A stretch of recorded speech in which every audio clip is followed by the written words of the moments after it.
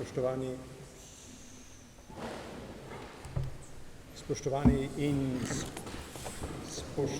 gostje in drage gospe in gospodje poslušalci. Tale dogodek, ki nas je povezal, nas povezuje zato, ker nas bo spremenil.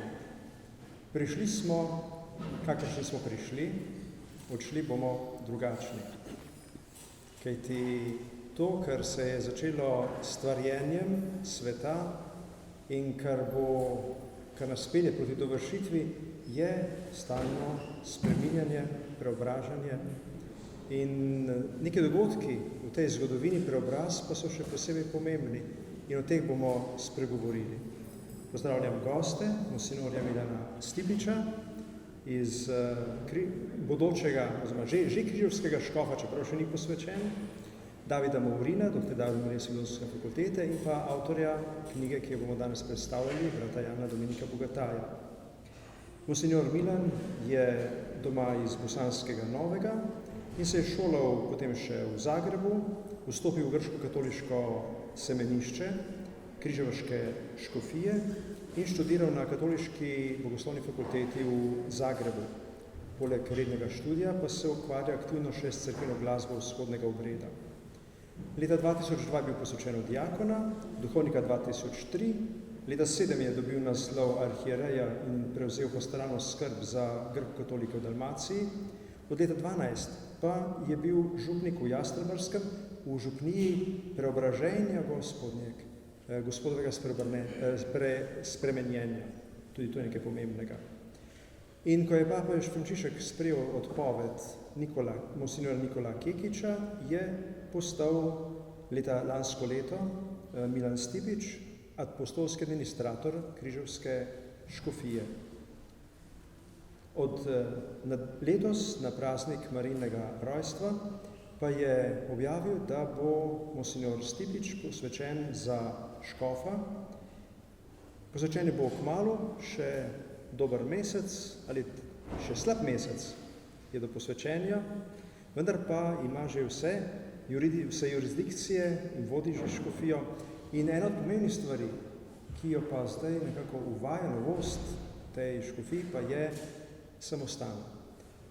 To mi je povedal Jan Dominik, da doslej ta škofija ni imela samostana, zdaj pa se že zbirajo prvi kandidati, ki bodo se pripravljali, če se ne motim, v Ukrajini.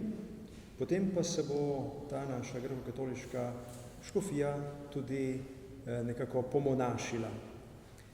Vabim monsignora Milana Stipiča, da nam spregovori o skrivnosti preobražanja v liturgični tradiciji vzhodnega krščanstva. Beseda je vaša. Hvaljen Jezus, dobar večer.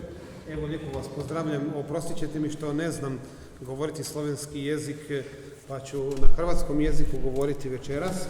Naime, premda moj pradjed je rođen u Novoj Gorici, Slovenac je po porijeklu, tako da imam veze sa Slovenijom, osim ove naše praktične veze pastoralne, i imam neku i genetsku vezu sa Slovenijom i baš sam pričao sa bratom Janom kako je zapravo lijepo ovdje, kako je ovo lijepa zemlja i kako nam je uvijek bilo lijepo nama grko-katolicima ovdje na ovom prostoru. I uvijek smo se dobro osjećali i puno smo toga radili u pastoralnom polju. Hvala Patru na prekrasnim riječima uvoda. Brat Jan me je zamolio da u nekoliko crtica objasnim preobraženje, kako se kaže slovenski, spremenjenje. Evo, pišete ovdje spremenjenje, na knjizi piše, tako je. Znači, u tradiciji Bizanske crkve. Naša istočna crkva je jako vezana za tajne crkvenih blagdana. Imamo 12 praznika, 12 blagdana u crkvenoj godini, koji su od velike važnosti za teologiju i ti blagdani su uvijek liturgijski i duhovno obilježeni na poseban način. Jedan od tih 12 blagdana je blagdan preobraženja Gospodnjeg. Iako mi se dopalo ovdje u ovoj knjizi, što sam našao, jedan jako lijepi podatak, znači, bizanska teologija istočne crkve, preobraženje shvaća u 3 vida, znači kao teofaniju, kao Božju objavu, zatim isto kao soteriološki element Svetoga pisma i ovdje kao ekleziološki element, 3 elementa. Ja ću sada u kratkim crtama malo ovdje opisati kako to preko tog srpskog pravoslavnog teologa Justina Popovića dolazi, a zapravo izvori su otački i izvori su vjera pravoslavne crkve, a ujedno i to je tradicija naše grko-katoličke zajednice u poimanju blagdana preobraženja Gospodnjega koji je kod nas osobito značajan. Kod nas je taj blagdan se proslavlja u 8. mjesecu, 6.8. po gregorijanskom kalendaru, odnosno po crkvenom ili po civilnom, ovisno kako se računa. Ako je julijanski stil, onda od 19.8. je taj blagdan, znači isto i kao i u crkvi rimskog obreda. Za teologiju o blagdana preobraženja u istočnoj crkvi najbolje nam može poslužiti upravo ikona preobraženja koja se evo baš nalazi ovdje i bio sam veoma radostan kad sam ušao u dvoranu i kad sam vidio da je ikona ovdje, jer sam čak razmišljao kako bi tražio brata Jana da nam neku ikonu negdje stavi da se vidi to, da ljudi mogu vidjeti o čemu ja govorim, a bilo mi je neugodno pitati, međutim vidim ikona je već tu. Glavni likovi na ikoni su Isus Krist, zatim Mojsije i Ilija kao stanovnici neba i trojica apostola koji su stanovnici zemlje. Zatim imamo tamnu pozadinu koja označava noć, jer se preobraženje dogodilo u noći. Imamo Krista kao svjetlost koja rasvjetljuje noć i imamo učenike, apostole koji su pokrili svoja lica da ne vide slavu Božiju, jer prema vjerovanju Hebreja, onaj ko bi vidio lice Božije na mjestu bi umro. Zato su oni pokriveni pokrili su svoja lica.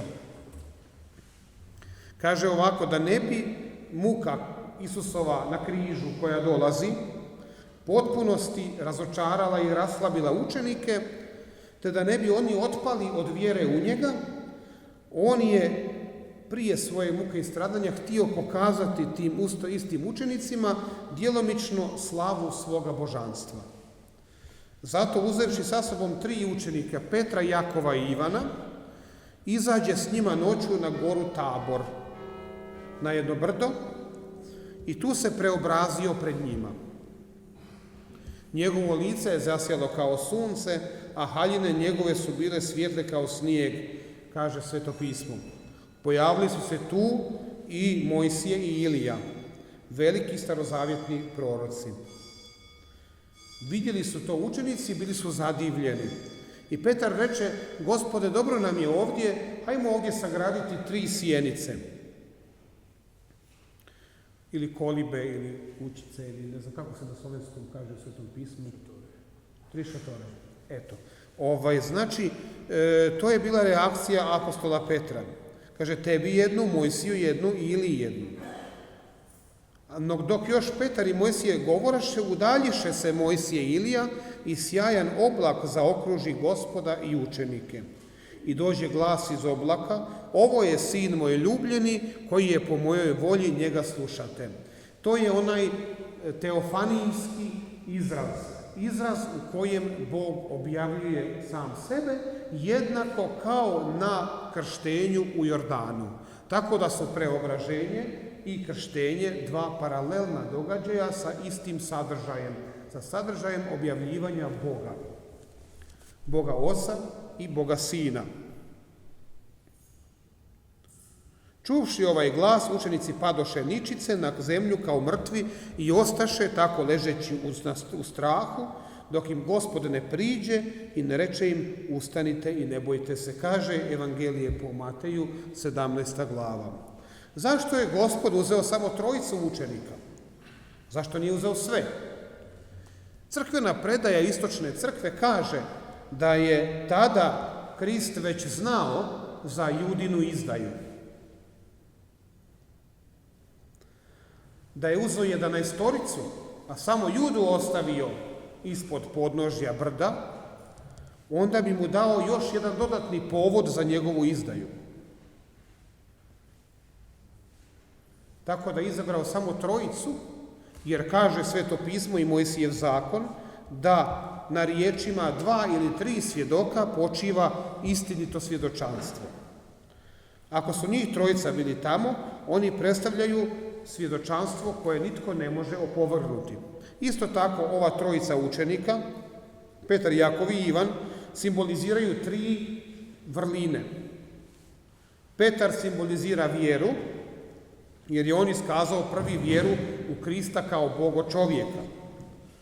Jakov simbolizira nadu, jer je s nadom u Kristovo obećanje prvi položio život za Gospoda, budući da je prvi ubijen od Židova, od svojih sunarodnjaka. A Ivan predstavlja ljubavi, jer je naslonio na prsi Gospodnja na prsi Kristove svoju glavu i na taj način pokazao ljubav prema Kristu i ostao je s njim zajedno ispod križa za vrijeme njegove pregorke muke. Bog se ne naziva Bog mnogih, nego Bog izabranih. I on govori da je Bog Abrahama, Jakova, Izaka i često jednog vjernog čovjeka Bog cijeni više nego mnogi narod koji nije vjeran.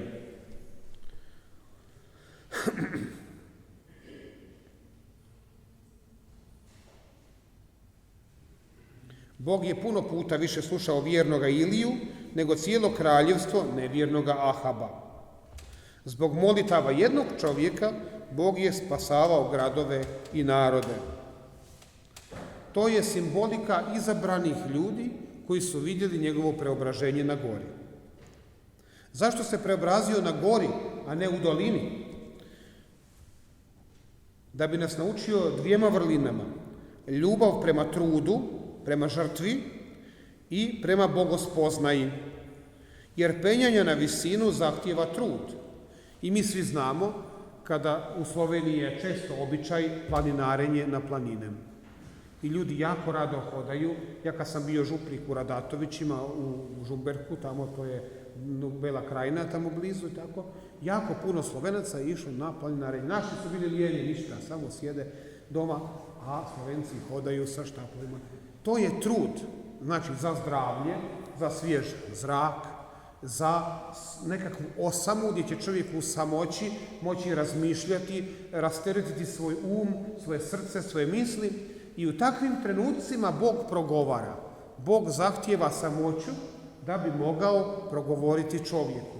I zato Isus često vodi učenike u samoću, u prirodu, osobito na goru. A ovdje pak kaže, pope ih na goru veoma visoko. Što znači da su se prepustili jednom velikom trudu, cijeli dan su se penjali i došli su gore na vrh kako bi osjetili osamu i kako bi osjetili Božju blizinu. Zbog toga se to događa na visokoj gori. Zašto noću? Jer noć je bolja za molitvu nego dan. Noć zakriva tamom svu zemaljsku ljepotu, a otkriva ljepotu zvijezdanoga neba. Zašto su se pojavili Mojsije i Ilija? Da se razbije židovska zabluda kako je Krist jedan od proroka. Razgovarao sam s jednim prijateljem koji je pripadnik židovske vjere, naravno koju poštujem u svakom smislu i Židove kao narod. I on je meni rekao da došao je Mesija, ali Mesija je bio i Mojsije, Mesija je bio i Ilija, svi su oni bili Mesije. Međutim, ovdje, da bi Krist stavio sasvim jedan drugi vid poslanja svoga kao bogočovjeka, on razgovara sa Mojsijem i Ilijom, kako bi učenicima pokazao da on nije niti Mojsije, niti Ilija, neki od proroka, nego je bogočovjek Krist.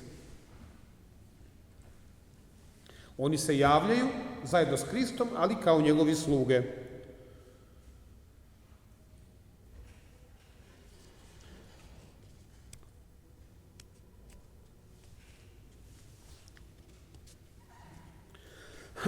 Ovo viđenje božanstva i slušanje nebeskog svjedočanstva o njemu kao Sinu Božjem trebalo je poslužiti učenicima u dane Gospodnje muke i stradanja, da ih ukrijepi u čvrstoj vjeri u njega i u njegovu krajnu pobjedu koja će doći nakon uskrsnuća.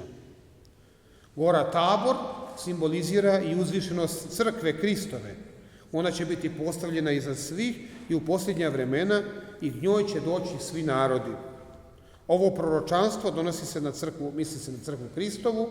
Koliko je ovo proročanstvo moglo izgledati tajanstveno za Židove prije Krista, toliko je ono nama danas sasvim jasno. Gora ili visina doma Gospodnjega zaista je utvrđeni vrh svih gora, to jest visina nebeske, jer crkva Kristova se ne održava samo na zemlji, nego nebom, jer najzad jedan dio članova crkve, i to veći dio, nalazi se na nebu, dok manji dio mi ovdje nalazimo se na zemlji. Crkva Kristova dakle je uzvišena iznad svih bregova, iznad svih brda, iznad svih zemaljskih veličina i iznad ljudskih filozofija i umjetnosti i sve kulture i iznad svih naroda. Sve vrijednosti zemaljske predstavljaju samo sliku prave istinske veličine nebeske crkve Kristove. Hram Jeruzalemski bio je nepristupan neznabošcima pod prijetnjom smrtne kazne.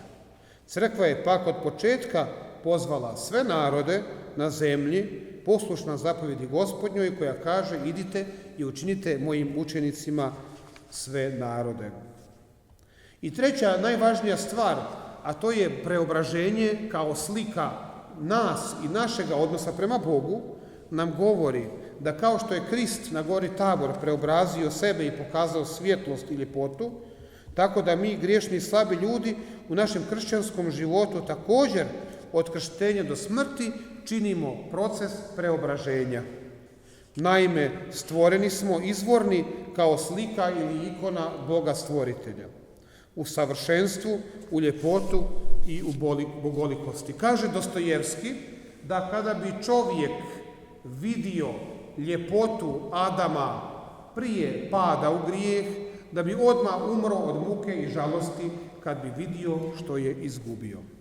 Padom u grijeh čovjek je izgubio prvotnu ljepotu i svjetlost i njegova ikona postala je tamna i često prljava, prašnjava i jedva se na njoj vidi ono božansko. Kad se čovjek krsti, kada živi po Božjim zakonima i hrani se svetim tajnama, odnosno sakramentima, moli se, posti i čini dobro, on se polako preobražava u ikonu Božju. Njegova se ikona života čisti i postaje sve jasnija, postaje sve svjetlija. Čovjek se cijeli život preobražava, tako i crkva i cijelo čovječanstvo i sve stvoreno. To je cilj kršćanskog života, preobraženje, prelaženje iz smrti u život, kako kaže apostol Pavao. Duhovnost istočne crkve je prožeta idejom preobraženja ili pobožanstvenjenja ili oboženja.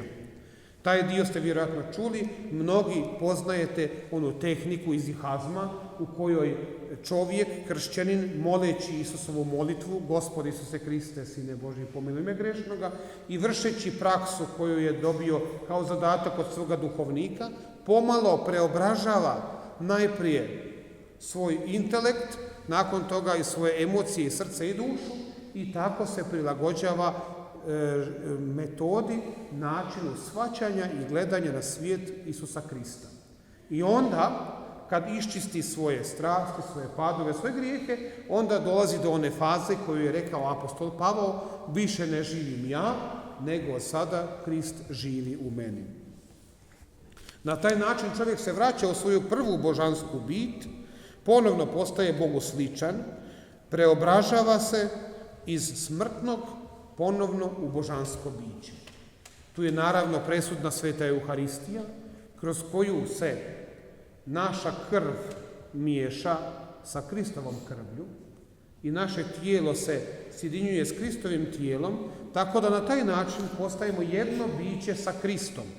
I ono što je prolazno, što je raspadljivo, Krist u nama doslovno sagorijeva, a čini da raste ono božansko i besmrtnost. Evo zbog ovoga je blagdan preobraženja Gospodnjeg veoma važan i veliki blagdan u našoj istočnoj crkvi. Jako sam zadivljen radom našega brata Jana i sa velikim zadovoljstvom sam uzeo vrijeme da bismo došli ovdje u Ljubljanu biti vaši gosti i nešto reći malo, sitno iz naše tradicije, iz našeg duhovnog iskustva. Hvala vam lijepo.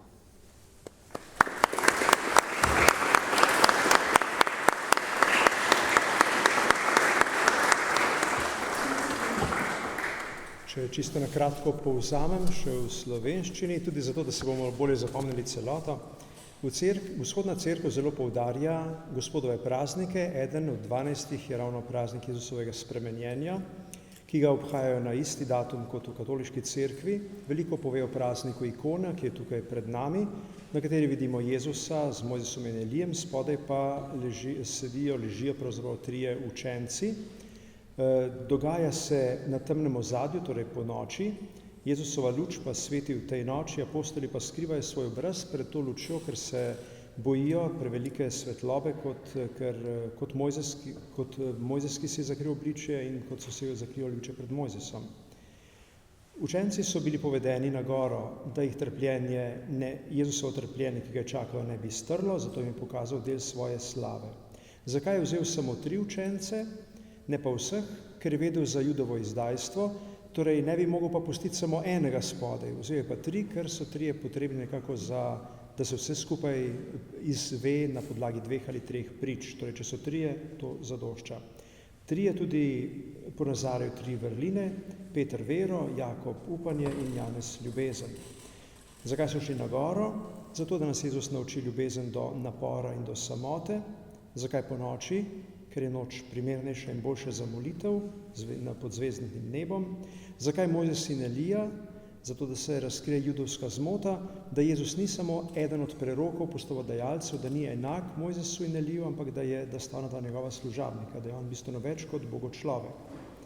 Gora kaže tudi na vzvišenost Kristusove cerkve, ki je vrh vseh gora, tam se stika z nebom, tam pa je tudi večina cerkve, samo manjšina nas je na zemlji.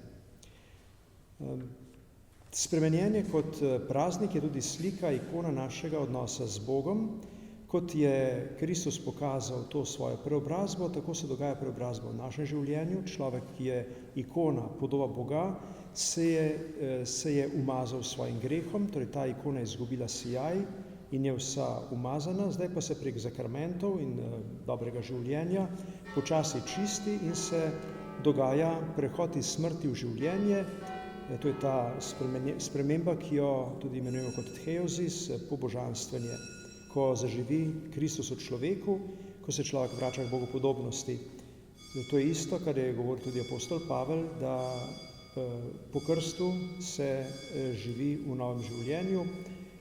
Odločilna je Evharistija, kjer se meša naša in Kristusova kri, postajamo eno s Kristusom in se iz razpadljivosti bližamo nerazpadljivosti. Tako čisto na kratko. Zdaj pa prihajamo še k drugemu našemu nocojšnjemu predavatelju. Mimo grede, tu skrajno desno od mene sta 2 Prešernova nagrajenca. Oba sta namreč za svoje zaključno delo na univerzi prejela študentsko Prešernovo nagrado. Jan Dominik celo prvo teološko. Na filozofske jih je že več najbrž imela. S tem nočem zmanjševati tvoje naloge, ki pa je povezana s svetim Hieronimom, če se ne motim. To si dobil za Fidus Interpres, za razlago 57. pisma pa Mahiju. Takrat so še skupaj malo so gledali, se spomnim, v davnih časih. David je sicer končal filozofsko fakulteto v Ljubljani, potem pa se je izpolnjeval še, kje vse, na Dunaju. Magistriral je potem na Srednjeevropski univerzi v Budimpešti, potem se je izpolnjeval še na Oxfordu, doktoriral na Ljubljanski univerzi s tezo Hagiografija med rojstvom in dopolnitvijo pod mentorstvom doktorjev Marka Marinčiča in Primoža Simonitija. Potem je to tudi razširjeno izdal pri Mohorjevi, kjer si tudi nekaj časa sodeloval, nisi bil zaposlen samo na fakulteti, sicer pa je večino časa zaposlen na fakulteti kot na oddelku za klasično filologijo, kjer ima vse mogoče seminarje in predavanja. Je tudi voditelj mnogih projektov, ukvarjal se tudi z vlogo latinščine v komunizmu, v različnih komunističnih deželah, kako so gledali na njo in jo prenašali, tolerirali ali še morda celo malo spodbujali, ampak redko kje. Gostoval je spet v Budimpešti, na Dunaju, v Brnu, Pragi, Neaplju, v Delfih in zdaj gostuje pri frančiškanih v Ljubljani.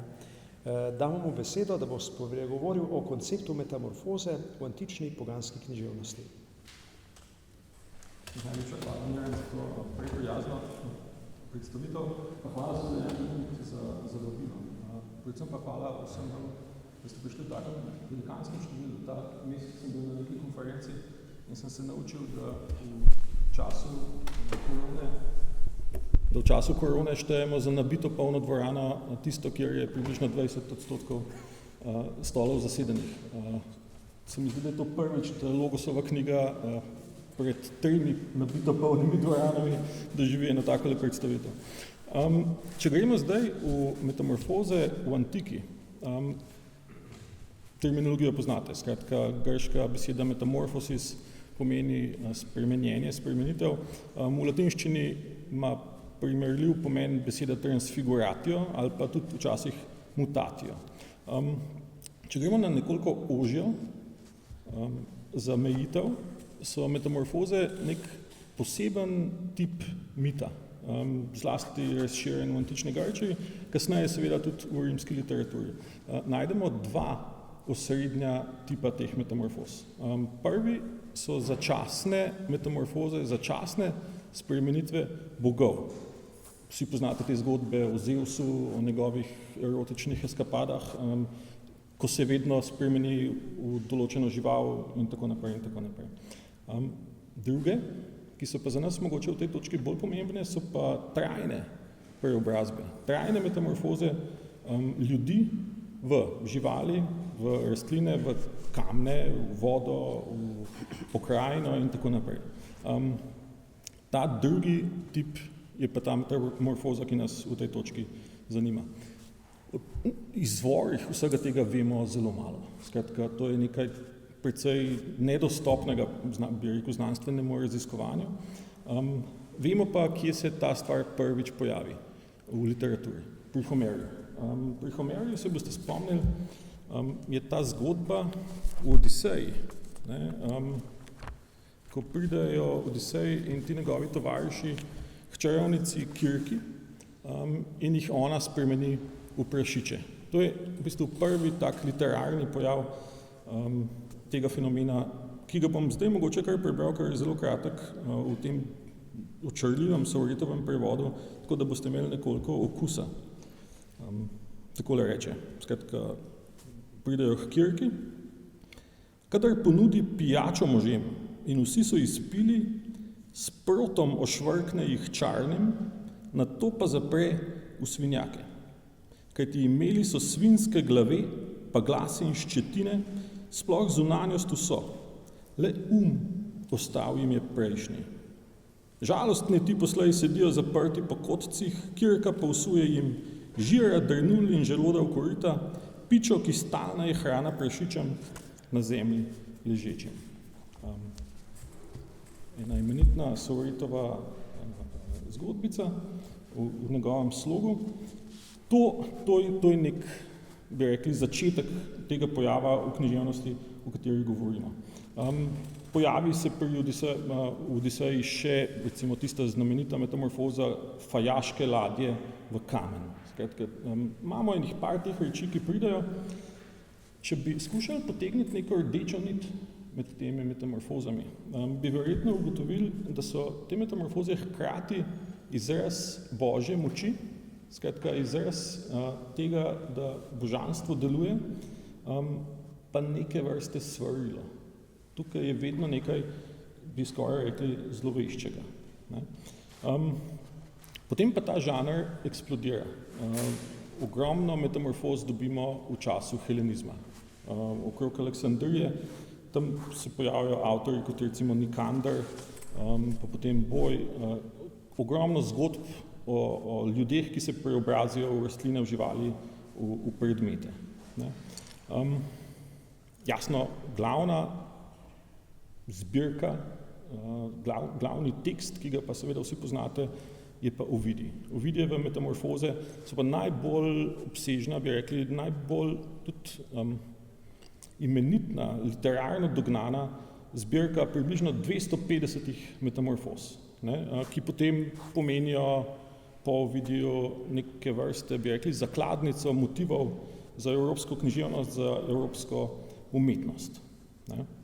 Potem pa mogoče, če naredimo čisto v oklepaju, da ne bomo rekli, da smo preskočili še ta nekoliko ekscentrična metamorfoza pri Apuleju iz Madaure, ki jo pa tudi poznate, Zlati osel ali metamorfoze, ki pa je izrazito ne ovidijevska, ki je pa nekoliko drugačna, zato ker ni trajna. Tukaj se človek spremeni v osla, ampak je stvar potem reverzibilna in se spremeni v neki točki nazaj. Zdaj, kako mogoče skušati tukaj potegniti neko rdečo nit. Obstajajo neke strukture teh metamorfoz, ki jih povezujejo. Vse te metamorfoze se dogajajo s pomočjo nekega božjega dejanja. Do teh metamorfoz ne pride kar tako. Vedno so zadaj neki bogovi, ki bodisi kaznujejo, bodisi nagradijo tiste ljudi, ki so na ta način preobraženi. Obstaja tudi en del, pri katerih nismo čisto prepričani, da ne bo zdaj vtis, da skušam celo stvar preveč poenostaviti. Pri nekaterih pravzaprav ne vem, so nekoliko ambivalentne, ni nam čisto jasno, kaj je. Ampak pri večini je pa ta koncept Boga, nagrade, kazni. Druga stvar, ki je značilna za te metamorfoze, je njihova dokončnost. Ta preobrazba je trajna. Ta človek, ki se preobrazi, ostane tisto, v kar se preobrazi in ostane trajen del potem tega vidnega sveta. Neka nekoliko bolj subtilna lastnost mogoče tega je pa kontinuiteta. Obstaja neka kontinuiteta med tem, ki se preobrazi in tem, v kar se preobrazi. Metamorfoza je na nek način priložnost, da se naravni red spremeni, da ta preobrazba prebije ta naravni red. Dajmo en primer, Nioba, recimo. Lahko vztraja v tej svoji neznanski žalosti ali pa mogoče kakšna druga metamorfoza v neznanski ljubezni, vendar za ceno svoje človeškosti. Skratka, za cena, ki jo da, je to, da ni več tisto, kar je bila. Na ta način je ta metamorfoza nekaj, raziskovalci včasih rečejo tertium quid, nekaj tretjega, nekaj vmes med življenjem in smrtjo. Postane nekaj novega, pri Ovidiju gre to še naprej, postane razlaga za svet kot celoto. Zdaj, če bi naredili pa še mogoče čisto zadnjo ugotovitev pri vseh teh metamorfozah, je pa, da se v njih na nek način nek pojav razodeva. Da tukaj lahko počasi na tihem začnemo govoriti o neke vrste razodetju. Te metamorfoze se vedno zgodijo v kontekstu neke ekstremne človeške izkušnje. Kadar je posameznik v strašanski nevarnosti, kadar grozi nekaj njegovemu življenju ali pa njegovi vrlini ali pa mogoče nedolžnosti ali pa kaj podobnega. In takrat v tej točki je ta metamorfoza neke vrste poseg. Ampak ravno s tem ta metamorfoza omogoča, da trajno, bomo rekli, zakodira to ekstremno človeško izkušnjo. Da ta metamorfoza pravzaprav na nek način naredi za vse čase navzočno to izkušnjo ljubezni, smrti, bolečine in tako naprej. Recimo metamorfoza Dafne ali pa Pirama in Tisbe ali pa Niobe, o katerih smo že govorili. Metamorfoza ima na koncu neko kvaliteto razodevanja, bomo rekli. Da je nekaj, kar pravzaprav na poseben način pokaže tisto, kar preobrazi. Zdaj bi pa jaz mogoče čisto za zaključek, preden dam mikrofon Jani, pokazal enih par stvari, ki se mi je zdelo, da bi bo škoda ne omeniti. Ne? Skratka, ta imenitna študija, ki jo imamo pred sabo, ne? Seveda ni skočila, tako kot Atena iz Zeusove glave, že oborožena ex nihilo. Ne? Obstaja neka tradicija, se mi zdi, v našem prostoru, v katero se ta študija na inteligenten način umešča. Ne? In z veseljem ugotavljam, da se zadnje čase pravzaprav stvari tukaj kar nekako zgoščujejo. Ne? Da je teh raziskav več in da je stvari, ki ta prostor pravzaprav povezujejo z antiko, vse več. Prvi tekst, ki sem ga prinesel, seveda bi jih lahko prinesel več, pač omejen sem bil svojo torbo, ampak par je bilo pa takih, ki jih nisem hotel spustiti. Ena je tale, Valvazorjeva izdaja Metamorfoz. Marsikdo od vas jo že videl. Vsi poznate Valvazorjevo slavo vojvodine Kranjske, vsi poznate ta njegov izreden založniški projekt, ki ga je imel na Bogenšperku. Morda ne veste čisto vsi, da je vključeval tudi imenitno izdajo Ovidijevih Metamorfoz in njihovih upodobitev, predvsem. Ne? Tukaj imam eno faksimilirano izdajo, ki je izšla leta 1984. Kajetan Gantar pa Emilijan Cevc sta naredila eno krasno študijo, pravzaprav kaj ga je gnalo v to, da je to, se mi zdi, za tisti prostor izredno kulturno dejanje speljal, ne? In kako ga je speljal. Veste, kakšna je bila njegova žrtev, da je na koncu Bogenšperk moral prodati. Ne? Tukaj imam pa še eno drugo zgodbo, spet Metamorfoze, spet Slovenija, ki pa nekoliko manj znana. V Sloveniji je v začetku 50-ih let nastal tudi en drug prevod Metamorfoz, ki ga je naredil dr. Joža Lovrenčič. Ta prevod je ostal v rokopisu. Bil je pa cel. Skratka, to je bilo prvič, da so bile cele Metamorfoze prevedene v slovenščino. Lovrenčič je imel eno precej tragično življenjsko zgodbo. Na začetku je bežal pred fašisti iz Gorice, v končni fazi bežal pred komunisti spet. Ko je pa prišel nazaj, pa je bil persona non grata. In ko je to knjigo prevedel, jo je nesel na neko založbo in tam so mu rekli, da v tej točki, da je še ne bi izdali, prišel je domov in tisti teden ga je potem zadel infarkt.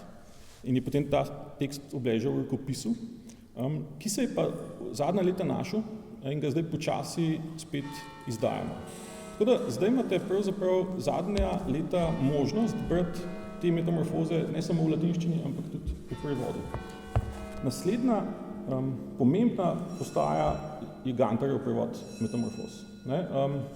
Ni celovit, je pač primeren za Kondorjevo zbirko, ampak izredno posrečeno izbran niz Metamorfoz, ki dajo zelo dobro predstavo v celoti, pa seveda izpod perisa vrhunskega prevajalca.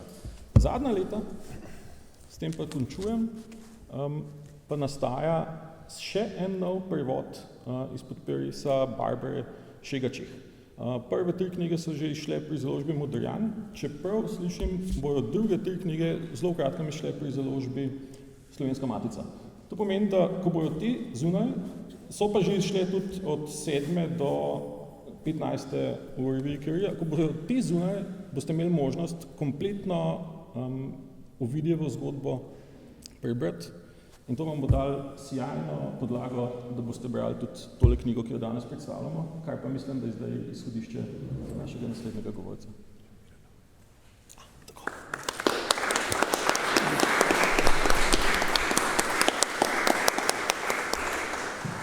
David si dal pogled v antično Metamorfozo.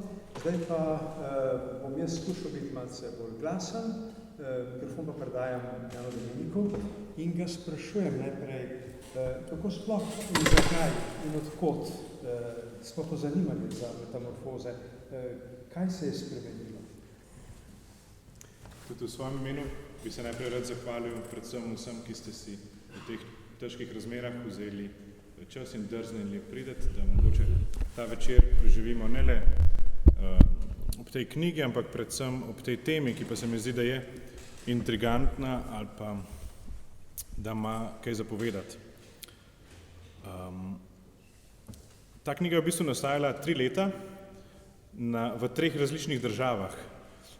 Ko sem pred več kot 3 leti prišel v Izrael na enoletni študij, sem prvo noč sicer preživel v Jeruzalemu, prvi dan pa na gori Tabor, kjer smo imeli prvi teden, prav tam nekako vojalni teden.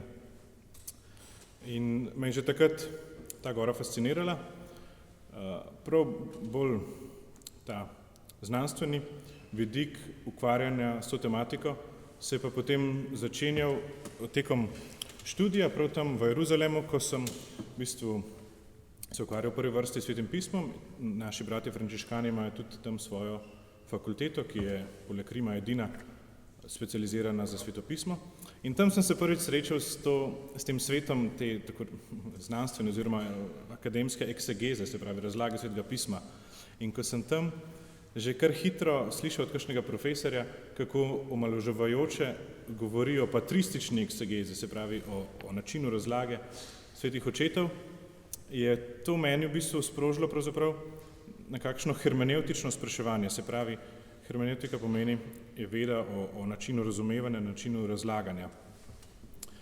In tam sem potem skušal pripraviti en članek za tisto revijo, kjer bi nekako vrednotil prav to vlogo ali pa pomen, tisto najlepšo, največjo srž te patristične eksegeze in sem odkril enega sodobnega grškega strokovnjaka za Sveto pismo, Stilenopolis, ki pravi, da je največji doprinos patristične eksegeze k razlagi Svetega pisma prav tako imenovana transformativna hermeneutika. Se pravi, da tudi razlage svetih očetov, cerkvenih očetov ne moramo danes več imati v vsem kot višek svetopisemske znanosti, vendar pa jaz mislim, da resen kristjan ne more iti mimo njih, če se ne ozira na njihov duhovni pomen, predvsem pa, kar ta grški strokovnjak izpostavlja, na to sposobnost, kako so oni razumevali svetopismo v tej transformativni luči, se pravi, kako nas to ukvarjanje s tekstom spreminja. Ne? In potem sem začel brati cerkvene očete, sem se ustavil pri Origenu, kjer to še posebej razlaga in je potem tudi bil eden izmed glavnih avtorjev te knjige, ker namreč kar velik tak aleksandrijski učenjak veliko truda, časa posveča razlagi dogodka na gori. On pravi, da so ta oblačila Kristusa, ki so postala bela, ki so zažarela v svetlobi, da to na nek način pomeni, ko rečemo strani Svetega pisma ali pa črke, besede Svetega pisma na nek način zažarijo pred nami. Ne? Se pravi, ko to za nas postane nekaj živega, nekaj, kar nas nagovori, ko ni več samo siva stran v knjigi, ampak na nek način neka svetloba udre v nas. Ne? In preko tega me nekako začela zanimati prav ta tradicija razlage tega dogodka spremenjenja na gorja, ne? Ker obstaja nekaj takih delnih študij v svetovnem merilu, recimo, ki so se ukvarjali bodisi zgolj ozko predvsem zgodnjo patristično eksegezo tega spremenjenja, ali pa po drugi strani so neke knjižice, kjer so bolj neki pobožni eseji ali pa neka pobožna razmišljanja o tem. Nisem pa nekako našel te prave študije, ki bi dejansko vzela pod drobnogled vso to zgodnje krščansko tradicijo razlage tega odlomka in bi nekako izpostavila te osrednje teološke poudarke. In potem si v bistvu se odločil, da boš skušal vso tole patristično bogatstvo pokazati z vidika spremenjenja na gori. Se pravi, grško, latinsko, sirsko, pa še kaj čakamo. Največji del te knjige, se pravi od zelenega do jožastega listka, je posvečen grškim očetom. In tudi v kazalu lahko vidite, da je precej dolg seznam grških očetov, ki se s tem ukvarjajo. Gotovo imajo kaj skupnega, s čimer so prav specifični ti grški očeti. Tako, ko se človek spravi k raziskovanju, si mora pač zamejiti glede na predmet raziskovanja. Tako sem že v teku magistrskega študija se posvečal tej grški tradiciji, se pravi v grobem rečeno do leta 1000, čeprav se tam okrog koncem 8. stoletja že vse tako na vzhodu kot zahodu bolj ali manj konča. Medtem ko potem v knjigi, pa kot je že brat Miran omenil, nastopa še celoten latinski del in pa tudi sirski del kot neko tretje pljuče, tretje pljučno krilo, ker je pravzaprav po načinu mišljenja in po načinu teologije zelo drugačno. Se pravi,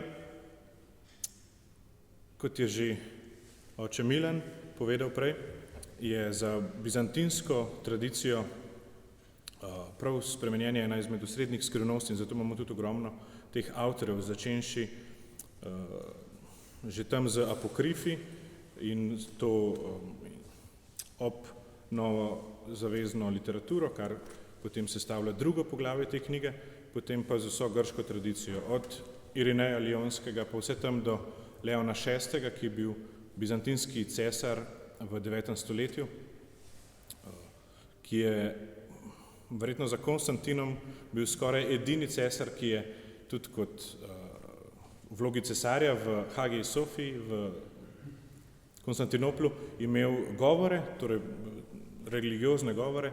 3 njegovi govori so se ohranili tudi prav na to temo in so res nekakšen povzetek tam na koncu, torej na višku te makedonske renesanse v okviru te bizantinske misli, kjer nekako povzamejo vso to tradicijo. Medtem ko na drugi strani latinsko obnebje teh avtorjev je dokaj drugačno in verjetno dediči tega smo tudi danes še mi. Če pogledamo Avguština, na primer, kot nekega najbolj eminentnega predstavnika te latinske zgodnje krščanske tradicije, pri njemu ne zasledimo niti enega govora, ki bi bil posvečen preobraženju, spremenjenju. To obdeluje v nekaj svojih eksegetskih komentarjih, sicer priznava, da je ta skrivnost magnum mysterium oziroma celo non parva questio, se pravi ne majhno vprašanje, ampak prav nekako zagrabilo ga pa verjetno ni. In naj tukaj se navežem morda na prejšnje Davidovo predavanje, morda vsem ni bilo jasno, zakaj zdaj ta skok v antiko. Naj pojasnim to, da je osnovni glagol, ki ga v Markovem najzgodnejšem evangeliju najdemo, kot je že bilo omenjeno, je grški glagol metamorfoo, ki se v Svetem pismu uporablja samo v teh 3 sinoptičnih evangelijih za označitev tega dogodka na gori, pa potem še 2-krat pri Pavlu. In ena izmed tez, ali pa bi lahko rekel, tudi ugotovitev te knjige, ali pa vsaj nekako poskusov teze, je to, da Marko to piše nekaj desetletij potem, ko v Rimu Ovidij s svojimi prej omenjenimi metamorfozami nekako postane bestseller, se pravi postane glavno branje. In na nek način jaz mislim, da je to izrazoslovje, ker tega glagola drugače v semitski, v hebrejski kulturi ne srečamo. Jaz mislim, da je nekaj imela tudi ta vzhodna, torej ta latinska kultura vpliva na to, da je Marko izbral prav ta glagol, ker ne paše. Malo razložiš ta metamorfoo.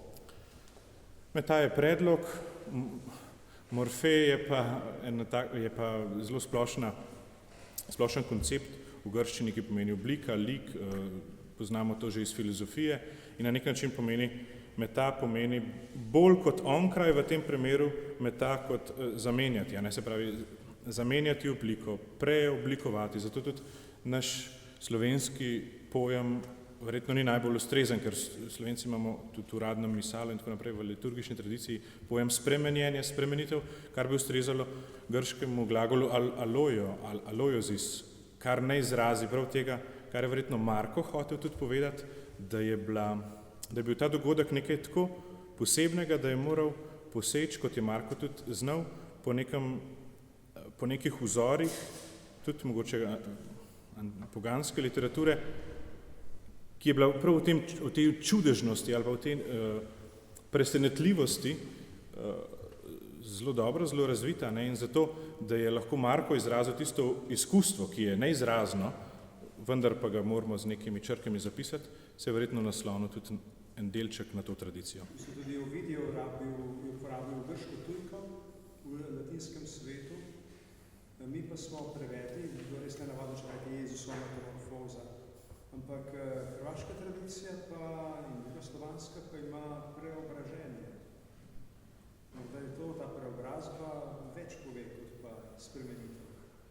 Samo. Ja, zanimivo je tudi, prav zato mogoče ena izmed vrednosti knjige, žal se nisem mogel posvečati avtorjem v starocrkveno-slovanskem jeziku, ker jih v tem obdobju še ni. Medtem ko pa ravno ta sirska tradicija z čist svojim miselnim svetom, tudi svojo leksiko, svojim lastnim jezikom, ki v začetkih še ni vezana na grško terminologijo, ampak bolj na to hebrejsko, semitsko, na nek način izraža podobno kot danes slovenščina, se pravi švohlopo je glagol, ki ne pomeni metamorfoza v smislu te poganske književnosti, ampak dejansko spremenitev, preprosto. Tukaj Sirci od začetka niso veliko komplicirali s filozofijo oziroma so imeli še en drugačen način, bolj simboličen način teologije. V Sircih poveš, glede sirska literatura je zelo krščanska, ta literatura v sirskem jeziku nastane znotraj krščanstva in je dedinja semitske misli. Se pravi, to je pa nekaj novega. Krščanstvo se je že izrazilo najprej v grščini, potem še v latinščini, torej v indoevropskih jezikih. Zdaj pa se na neki način vrača v semitski svet, oziroma ostaja v semitskem svetu. Kako so torej ti dediči tudi semitske misli gledali na spremenitev na gore? Zanimivo je to, da je sirska teologija vsaj od začetka, potem od 5. 6. stoletja vedno bolj helenizirana, je v svojem bistvu poetika, ne?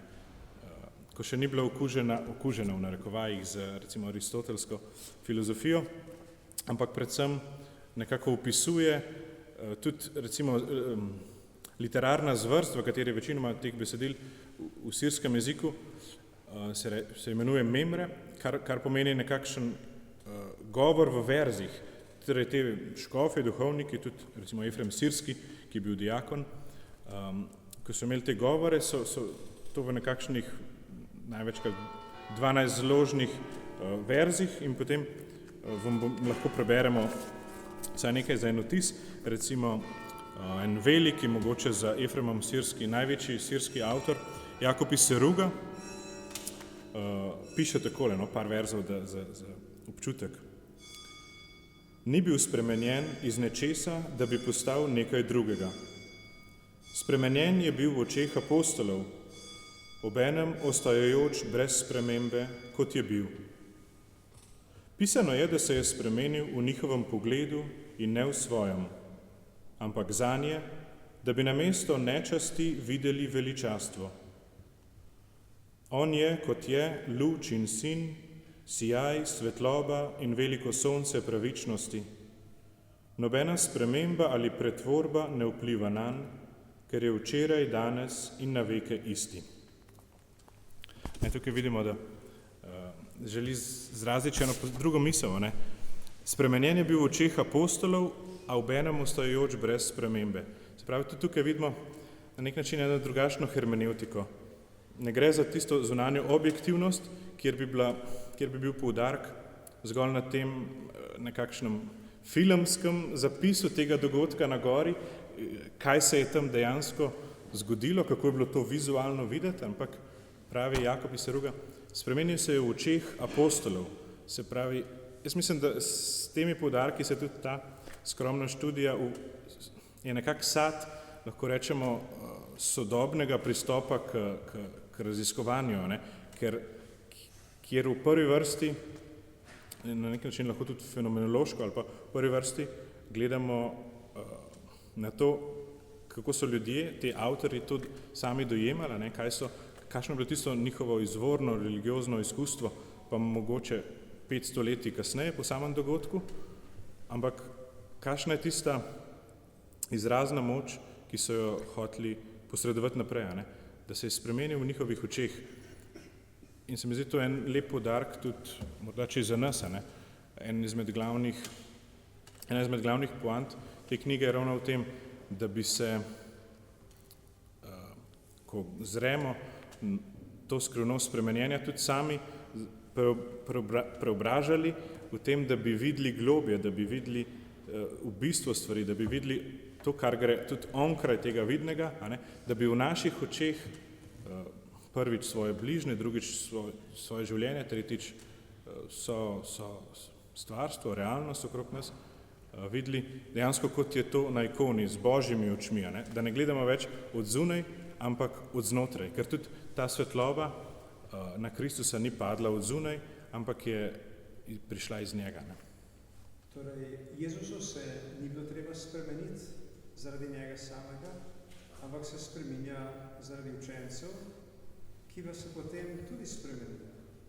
Se pravi, učenci, ki odhajajo zgore, niso več isti s tem izkustvom. Tako, vprašanje je, kaj pa avtor te knjige, ki je šel tudi na goro, ki se je trudil, ko je lezel, da je prišel do vseh teh besedil? Tega vprašanja sem rekel, da ne mi ne zastavi. Se naslednje, to je čisto kratko odgovor, ko imate pa naslednje vprašanje. Spreminjate v tem, se pravi, jaz bi rekel, vaš študij, pa vsa pozornost do teh tekstov, do tega izvirnega izkustva, da po eni strani postaneš ponižen, ker je za to potrebno kar nekaj discipline, pa ur sedenja in tako naprej. Se pravi, da se človek nauči ponižnosti in po drugi strani pa tudi, da začneš videti en globi smisel, tudi ukvarjena s teologijo, z temi osnovnimi besedili, da ne bi ostal samo na površju tega, da ne bi ostal recimo pod vrhom gore, ampak da bi tisto svetlobo, ki jo morda ob teh besedilih začutiš, prejmaš, skušal izžarevati tudi naprej. To je osnovna ideja. Ne? In tako je naslednje vprašanje. Ali je branje te knjige tvegano? Se pravi, ali tudi bralci tvegajo, da ne bodo več čisto isti, oziroma kaj si želiš, da bi morda bralci dobili ali pa izgubili, ko bere tole? Sej, dejansko to je v tistem, ki pišeš o transformativni viziji. Bralci, ne povem, če eno čisto osebno anekdoto naši, ki so to že slišali, se bodo smejali. Bralec, ki vzame to knjigo, tvega, da je ne bo končal. Namreč eden izmed sorodstva je rekel, do 40. strani sem prišel, potem pa kakorkoli sem se trudil naprej, nisem mogel več. Ne. Sem rekel, takrat šele rata najbolj zanimivo. Ne. Osnovna ideja je prijeti tista 3 poglavja iz sinoptikov, kjer je to opisano, in tista poglavja skušati doživeti v vsej polnosti, kot je rekel Origen, da tiste črke zablestijo pred nami. To je samo konec koncev komentarja osnovnega evangeljskega teksta. Po drugi strani pa, ker so nam ta besedila in tudi sam praznik, če smo že pri tem, 6. avgust je pri nas v naših kulturah več ali manj povezan bolj s kakšnimi dopusti, pa s kakšnim bolj lahkotnim branjem, in zato ta praznik, ki je na vzhodu tako lepo, tudi na vsakem ikonostasu, eden izmed 12 ikon, a ne pri nas kar na zahodu kar nekako zbledi. Torej, osnovna intuicija te knjige ni bila zgolj v predstavitvi vseh teh tradicij, literarnih vrst, avtorjev, recepcij teologije, ampak predvsem to pomagati, da bi tudi mi na različne načine začeli drugače gledati na svet, na sebe, da bi se dejansko spreminjali, ne, kot judovski pregovor, pravi, če se nekaj ne spreminja, se uničuje, ali pa kot en italijanski pisatelj piše, če želimo, da vse ostane kot je, se mora vse spremeniti. A ne? Naše življenje ni tista mlakuža, ampak je reka, ki gre naprej. In če hočemo iti s tem življenjem naprej, moramo na nek način tudi mi vsak dan vlagati nek trud v to, da spreminjamo sami sebe. Pa že s tem stavkom, ko sem rekel, da mi sami sebe spreminjamo, sem verjetno padel v hudo herezijo, ker bi mogoče za konec omenil še dva vidika, ki sta v osnovi slovnična, po drugi strani sta pa lahko dve močni duhovni izkustvi. Eksegeti govorijo, da je ta grški glagol, ki je v evangeliju zapisan, metamorfothe, se pravi v pasivu. In na nek način je to bodisi permisivni ali pa božanski pasiv. Jezus se ni spremenil, Jezus je bil spremenjen. Se pravi, se je najprej pustil spremeniti, a ne? Tudi naša duhovna drža. Ne spreminjamo mi sami sebe. Vsi ti priročniki za osebno preobrazbo, za osebno napredek niso vredni nič, če stavimo zgolj na svojo moč. To verjetno, tako izkušnjo ima verjetno vsak izmed nas. Po drugi strani pa je ta pasiv, torej ta trpnik, tudi božanski. A ne? Spremenil ga je v bistvu oče, spremenjene na gori je delo očeta, Boga, in na nek način tudi naša tista globinska, ontološka, če hočete preobrazba, spremenjenje, težko prihaja od drugega kot od Boga. Tako nam govorijo ti avtorji in ta tradicija. Hvala, Dominik. Zdaj pa mogoče dam še besedo, če želite kaj naša dva gosta, če ga želite kaj še vprašati o knjigi ali o čemkoli.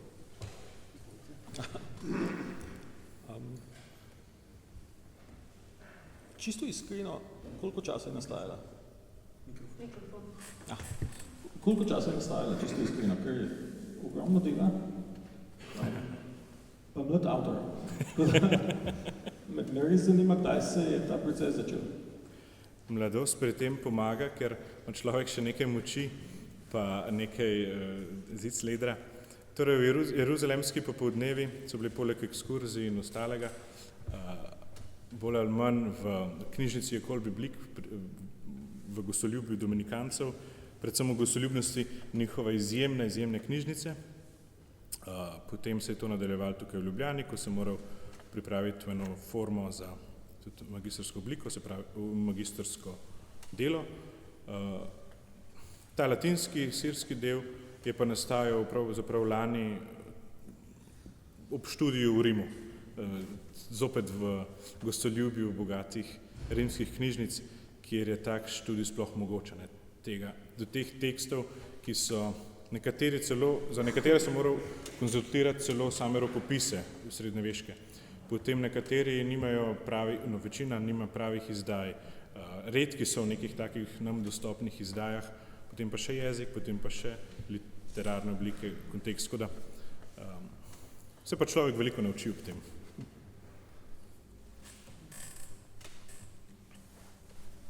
Evo, ja bih pitao jedno kratko pitanje. Možete li nam malo protumačiti samo prava rečenica, koja je glavna razlika u shvaćanju teologije preobraženja kod Ivanovih spisa i kod sinoptika? To je eno zelo dobro vprašanje. Se verjetno razumeli, ali pa tudi že prej smo govorili o treh sinoptičnih evangelijih, se pravi Marko, Luka in Matej. Medtem ko, kot je že prej oče Milan omenil, tamle na ikoni, kot tiste tri učence, vidimo Jakoba, Petra in Janeza. Ni ne Luka, ne Mateja, ne Marka. Če je bil Janez tam na gori, pa potem edini, ki je bil zraven, hkrati pa v Janezovem evangeliju tega dogodka ni. Je to zelo čudno, na nek način.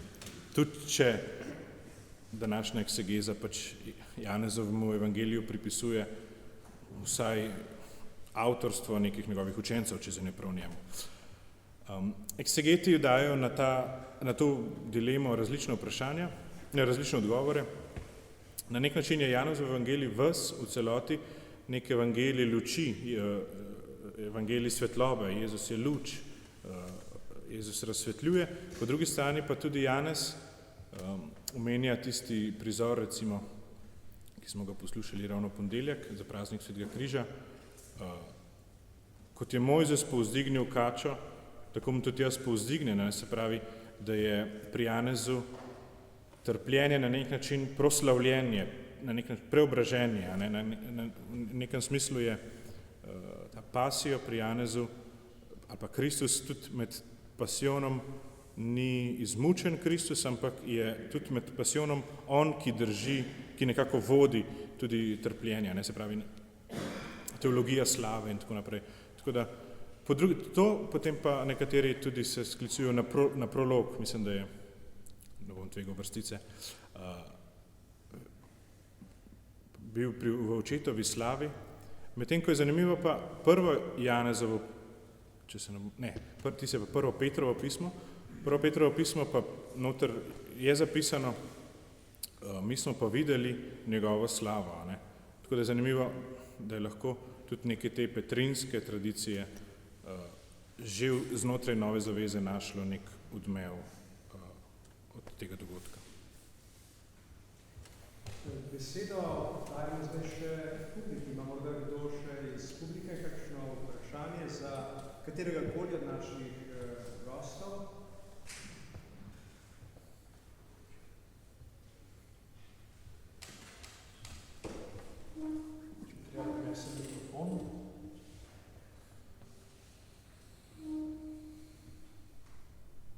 Če se nihče ne spopuja. Prosim.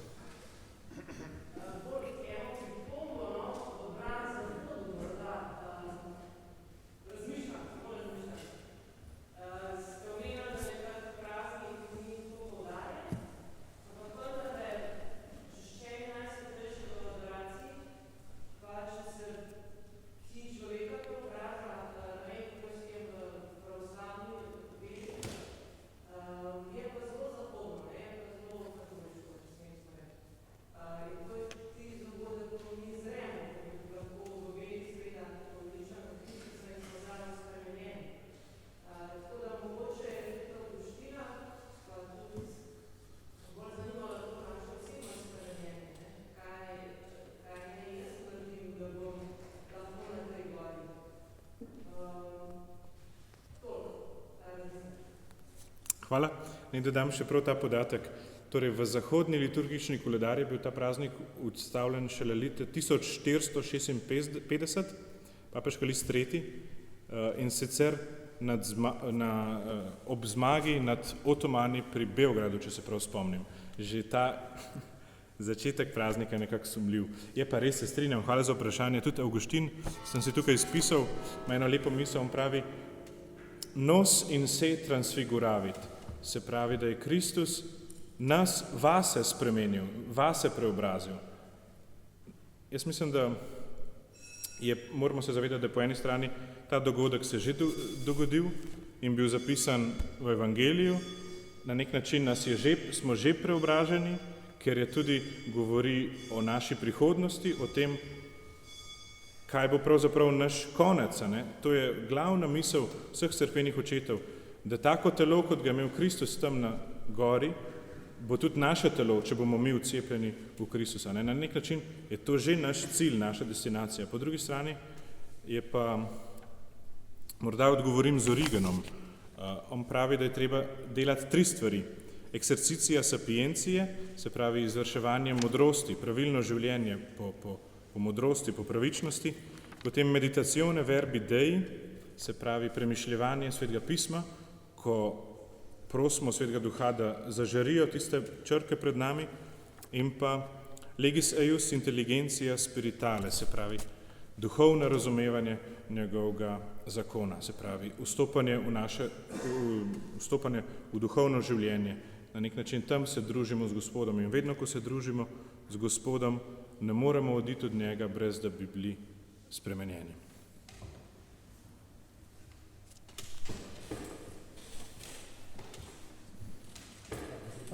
Še kakšno drugo vprašanje?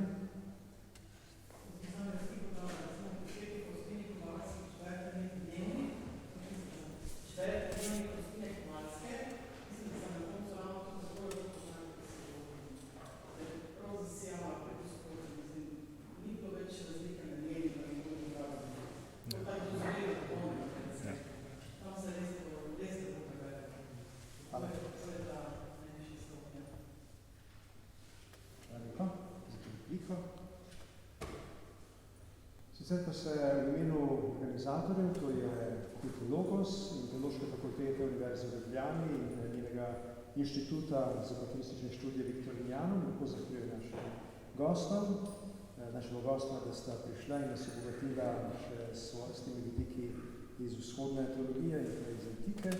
Zahvaljujemo se vsem navzočim poslušalcem, ki ste se s pozornostjo pustili spremeniti in zagotovo niste taki, kot ste prišli. Še posebej nas bo pa zdaj še v koncu, kot smo začeli s molitvijo, nas bo v koncu spremenil še Pater Vid, ki bo zapel antifono za praznik Intrinsigrazione Domini iz zahodne liturgične tradicije. Prosim.